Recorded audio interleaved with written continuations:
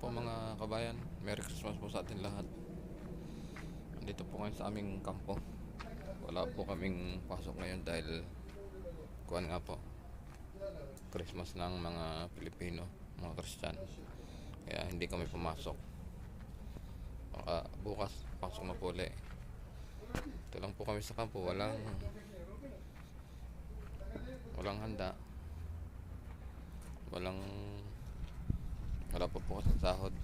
Nagkuhan lang po kami na rest day. Nangiling. Ayun po, tumawag sa pamilya, nangumusta sa mga mahal natin sa buhay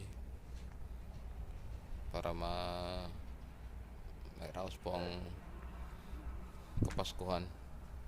Hindi naman po mahalaga yung handa, basta mahalaga kumusta natin yung mga pamilya natin, mga mahal natin sa buhay. Parang nakapaghanda na rin po tayo, naidaos na po natin yung Pasko. Mabati natin ang ating mga pamilya. Yan, malaking bagay na po sa gaya nating OFW yan.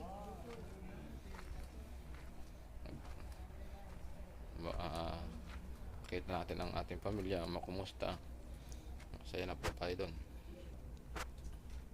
Yan, kaya kakaraos din po yan. Ganun lang po.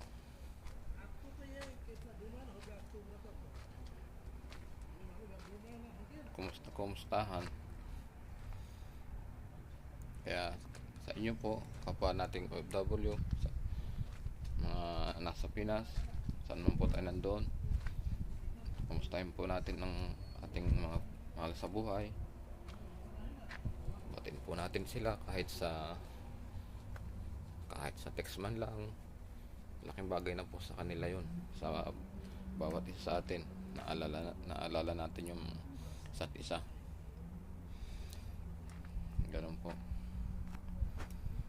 Basta ingat lagi po tayo, magdasal lagi po tayo, ganun lang.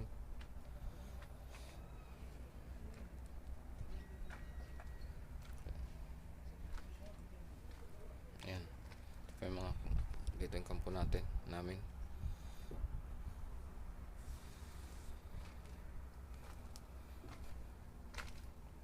Walang po dito, mga 2:30 ng hapon.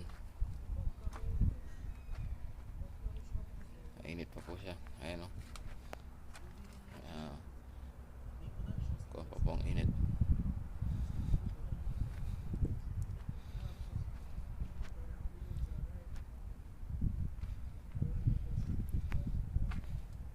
Sige po mga boss, mga kabayan, Merry Christmas po muli sa inyong lahat, sa atin lahat. Ingat po lagi tayo. Salamat po muli. Ngayon lang po nakapag-upload at busy po ng mga nakarang araw. Busy po sa trabaho, gabi na rin po nakaka-uwi. Kaya salamat po muli sa inyo. Thank you po. God bless you all. Thank you. Good luck po.